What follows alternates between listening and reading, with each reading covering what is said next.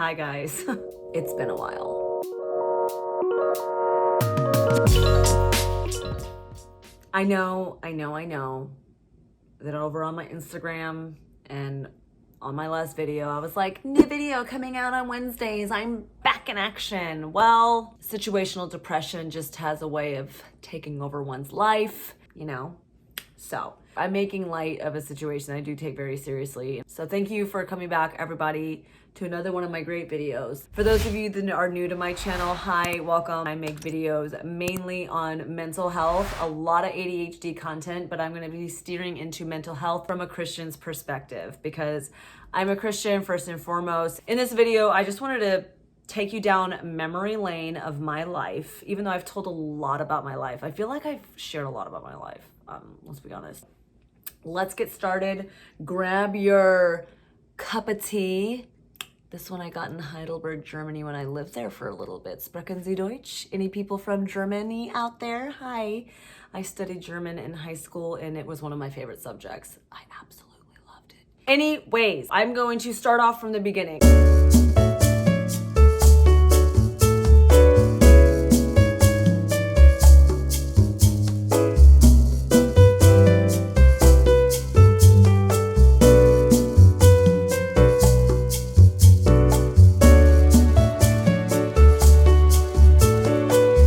For those of you that don't know, I'm from St. Louis, but as a child, as a wee little lass, as a babe, my family moved all the way out to the Golden State of California.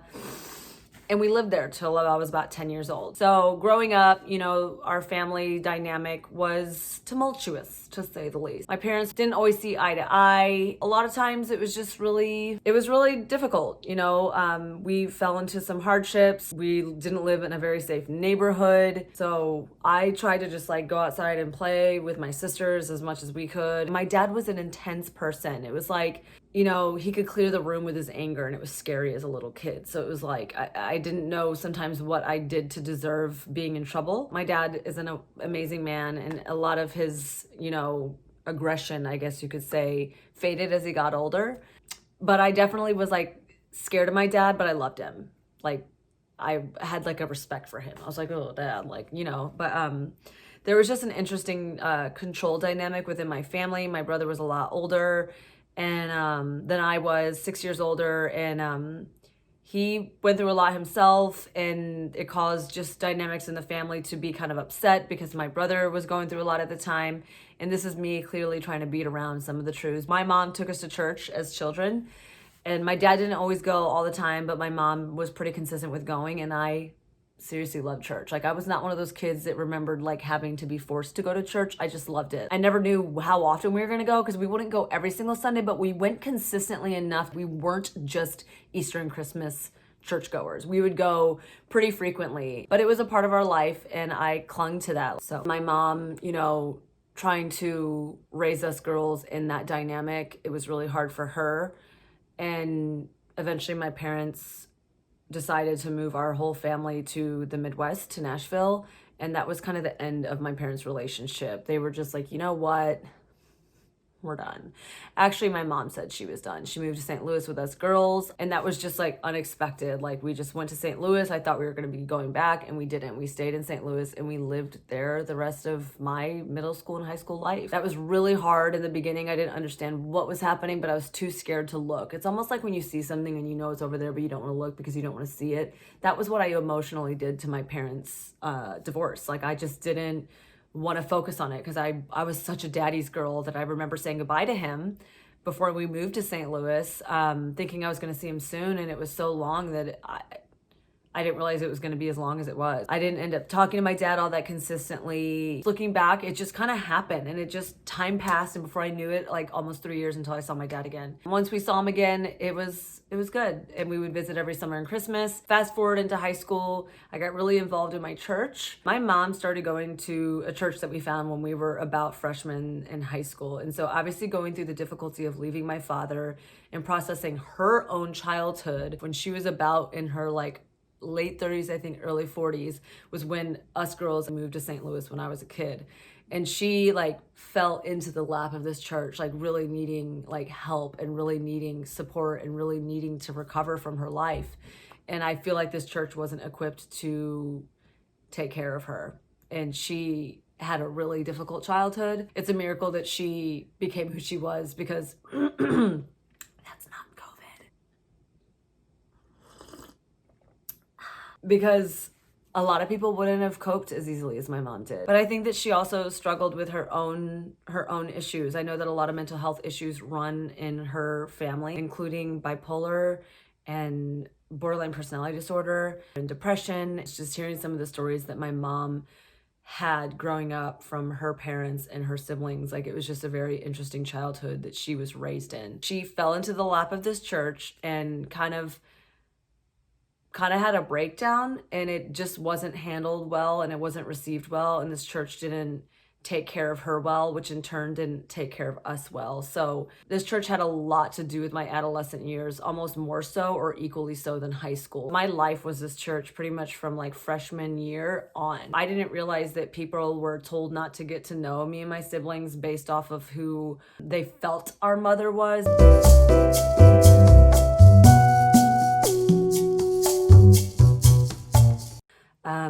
At one point, there was just a guy that was kind of a douchebag to me, and I didn't know the value of myself, and I let him kind of string me along and play all these weird little mind games on me. And I remember at the end of that, I was like, I don't see how this is, where's God in this? I was just like, well, God's not real. When I moved to California, that was like the end of my faith journey for a temporary moment for about 3 years. And in those 3 years, I continued to kind of reminiscent of what that guy did to me. I didn't realize that I put up with people's BS, but I think it was because of certain important people in my life and members of my extended family. And because they were family, I would tolerate pretty destructive behavior towards me. And I was always wanting to care for these people and hoping that they would get better, but they never would. And it took me such a long time to realize there were cycles of behavior on their end towards me that I would always hope it would get better and always hope it would get better and always hope it would get better, but it wouldn't. And it got like, it never ever got physical, but it was really, really mentally abusive. But moving out to California, the cycle kind of continued. And at one point I was around a certain member of my family, and they were basically like screaming at me, and like I was pinned against a wall, and like I was just like this, like taking it in, like just taking the abuse, and me just trying to stand up for myself, enraged this person, and I didn't know how to basically be like, I'm gonna call the cops on you. Like, I was too scared to. I didn't want to screw them over. Like, I was still so afraid to stand up for myself and be like, no, this is wrong, that I put up with basically abuse. And so I had a friend kind of witness this, because all of us were hanging out with, said friends, and this friend basically was like, oh, she tolerates a lot of BS, so I'm going to continue to do the same to her. People see somebody that's been victimized, and they're like, she's easily victimized, so I'm going to victimize her some more, because I looked the wrong way, because clearly she just tolerates BS. And so that is basically what happened to me in a nutshell. And this was... there was a lot of people in the same group, but there was one person in particular that was pretty destructive and abusive to me, and they were my best friend. And they basically, over a series of years, like screwed a lot of my mutual friends over, including my best friend ever. He's my best friend since I was like 15. Nathan, love you. This girl was my other best friend, and they moved in together, and she like screwed him over, and I was just like, oh, she doesn't know any better. And I kind of didn't side with the friend that I'd known for years, and it caused a falling out of ours, because he was like, I don't know what to even think of you right now. There's a lot of details I'm not including in this video right now, but she was a liar, a thief, and from my diagnosing her, and I know you're not supposed to do that, but I think that she was a sociopath. I didn't realize that people can be evil. Like, I know that word is thrown around, and who am I to say? I did not realize that people can be completely destructive and could care less about who you are, and they could claim to be your best friend and lie and steal and cheat their way behind your back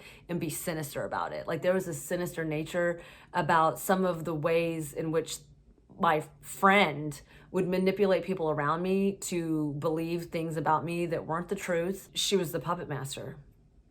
And I was going to lose because she knew a lot of these people more than I did and knew them first, or she was willing to say whatever she was willing to say things to get her way. I have a hard time lying about somebody's character. Be like, oh, they said this. Sociopaths don't have a conscience. But this person did not have a conscience and she did not give a crap about me and my heart and my emotions. I went through so much turmoil at this point because of this friend. Like, they did some really weird syncing with my computer and they were basically spying on me after I cut them out of my life for months, and were continuing to manipulate people towards me on my behalf. They got my schedule and they were stalking me. This friend that I was apparently friends with for a couple years, like a year and a half, 2 years, we were friends. And none of my friends believed me. Everybody believed her except my sister. I was like, I'm alone here. Like, no one believes me. I was staying with my sister at the time who did believe me and helped me like escape, basically. And that was when I reached out to God and I was like, God, you got to rescue me. And I found Christ in a miraculous way. If you haven't seen my testimony, you can watch it here. But found God, but I still had to walk out the rest of like this story. Like, when I found God, that girl, I actually still didn't even think she was a sociopath yet. I just was like, she's just a hurt person and hurt people. And then I found the word pathological liar. I was like, oh, she might be that. But I didn't realize that was a symptom of a sociopath. So it was just really, it's really bad, really embarrassing, and really rough. And when I look back, it's not even embarrassing. It's like, it's sad. It's sad that I tolerated that. It's sad that I thought that that was okay. It's sad that people think that it's okay. It's sad that it took years and years and years and years and years of difficulty to tolerate that. It's sad that abused people are viewed by predators and they're like, there's somebody I can take advantage of, and they're already abused. And I'm not saying that my abuse is so bad, but I don't want to negate the fact that I did have a difficult childhood. I did have a difficult time growing up and making my way and figuring out boundaries, and I didn't have healthy boundaries. I didn't know what a boundary was, and people would witness my lack of boundaries and take advantage of it because I was also a people pleaser to a fault, and I didn't know where I ended and other people began. And I don't know if this is because of also being a twin. I'm used to sharing a lot of things, and my own twin, she started dating way younger than I, so I felt abandoned by her. I didn't understand why she wouldn't want to hang out with me, and so I had my own issues there. I love my twin sisters so much. We are so close, but we're very different. And so I always had abandonment issues. I always felt like I was being abandoned, when in reality, God was with me the whole time. It's so cheesy. That was my biggest fear, coming back to God. I was like, oh no, I'm going to be a cliche Christian, because that stupid dang footprints poem I used to hate. And then when I found God again, I was like, oh, now I get it. I'll put it in the descriptions, but it's basically like, there was 2 sets of footprints, and at one point there was one, and that's when I thought you abandoned me, but in reality, that's when you carried me. Sia has an amazing song that she wrote, like, to reflect that song. Oh, Mom would be so happy. Here's Rosie. So that footprints poem, it just like speaks to my heart. God was really carrying me through so much of my life. When I found God again and reached out to God and came back to him after that girl prayed for me in the bathroom, and she knew my mom, the beautiful testimony that it is, I remember being at church and I asked God, like, what is happening? I was like, still willing to be friends with that girl. And I was like, God, like, help this situation. God was like, you need to cut them out. Like, I was being stalked, and I would always have my lights off, and I would be reading my Bible by candlelight. So I would read the Bible, I would pray, I would go to church, and God would answer my prayers. And he helped me through this journey of cutting these people out and knowing I needed help with my emotional health because I was tolerating so much abuse. So I went to church one time, and I just remember they said, if you need prayer, you can come up and there's people stationed around and you can ask for prayer. So I went up and this person prayed for me. And I remember already I had prayed in my heart earlier that day, like, God, what is the truth? What is really happening? What is happening? And I just remember closing my eyes, and he prayed, and he's like, God, show this woman what the truth is in this situation. And so later that night, you know, you don't come to God holy, like you don't come to God perfect. He works in you to change you. And so I went to go get some drinks, you know what I mean? Let's just be honest. And so I was at the bar talking, and my friend literally goes, yeah, that psycho girl is what we're gonna call her, was in here not too long ago. It's almost like they were on a recon mission trying to figure out where you were. And it didn't surprise me. And this person, this bartender, God used her, God bless her. She literally goes, I think you're dealing with a sociopath. And I was like, wait, what do you mean? She's like, no, I think you're dealing with a sociopath. Like, I have grandparents, like a grandmother that's one. Like, I seriously think that's what you're dealing with. You should go look into it. And so when I went home that night, it was like, bam, bam, bam, like every single symptom, like 18 and counting of this person, like, you might be dealing with a sociopath if everything. I was like, oh my gosh. And then when I read like what you needed to do to like basically remedy the situation, which was like go no contact, that's what I did. And I completely gouged my life out. I like just had to like, it was like a wart. I needed to remove myself from any person, any interaction, any situation, any social media, anything. I changed all my passwords, all my bank accounts, everything. I moved. I had already moved. I no longer worked at the same job. Like I had to rearrange my life. And I remember at one point I was walking and I was like, what got me to this point? And I was like, God, how did I let this happen? And what can I do to help myself? And whether it's the still small voice, the gentle whisper, God speaking to me, or my own dang self just being like, you know what, you need to go to therapy. And the church that I went at the time to, it was like the only church, they didn't have this at the church I went to when I lived in St. Louis as a teen, and that they should have had these kind of resources and made it like not so taboo to need resources on this, which is therapy and counseling. I never once considered I, of all people, would need therapy. I was like, oh my gosh. Well, after saying that prayer, it was like something, a still small voice was like, you need to go to therapy. And so I went to the church at the time. I went to their website. I emailed them and I was like, can I have the resource list of the counselors and therapists that you have? So I reached out to a few of the counselors, and I loved my first therapist. It was like so God appointed and so specific for me. But I was with this therapist for 2 years. She did say you function very much so like an adult child of alcoholics. If nobody knows what ACA is, it is just basically another way of saying codependent. My parents weren't alcoholics, but our family dynamic perfectly plopped into place that kind of situation. And so based on my childhood, she's like, you function very much like that. And I did express to her, like, I don't know what's wrong with me. And so I told her, I was like, I think I have PTSD. And she's like, I think you do too. And so I really struggled to interact with people. I really struggled to make friends. I was really awkward. I knew that I was no longer who I used to be. And I knew that the experience I went through had forever changed me. And I knew I was in an incubating period, that it wasn't always going to be this way, but it was really, really hard for me to trust people. And it was really hard for me to figure out how to be myself, whatever being myself meant, because who I was before obviously wasn't quite what I needed to be. Like I had no assertiveness. I was very meek. I didn't stand up for myself. I was very outgoing and funny. But when it came down to dealing with intense people, I had no boundaries, and I just really struggled with that arena. And I was way too trusting. Like I believed so much that came out of people's mouths. Now I'm just a little like, prove it. I was in therapy for 2 years. It changed my life. And then I decided I needed to come back home. Bring it on home to me. Anyways, I was trying to sing Little Big Town. I moved back to Missouri. I decided it was time to come home, and I knew I wanted to continue therapy. My biggest thing for me is first of all, I didn't think I was done with the work on my life, with the work on changing. And I didn't want things to catch up to me. I knew that I was like, there's still things that I do that I haven't quite worked out, because I could catch myself still making the same mistakes.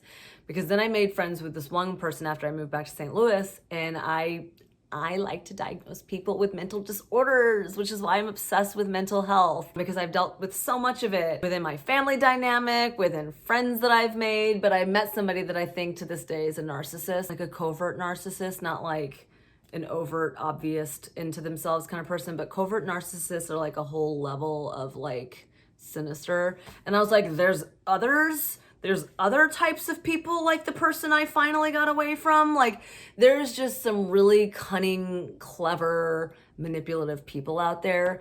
So you never know who you're dealing with, especially if you don't have boundaries. And some people aren't that, and you might mistype somebody. Like, you just want to like label pew pew pew pew pew. And I was just like, I really keep still making the same mistakes. Like, I even had online therapy where it was like phoning in the therapy with an app. I had got to, and another thing I've learned about therapy is you really got to make sure you find the right one. And so eventually I wound up getting free therapy through a college in their therapy program. Had a therapist who was with me for a while. And then I'm still in therapy to this day. That was my tea maker. Speaking of spilling the tea on all myself, geez, sharing with the world all my issues. Anyways, back to the drama.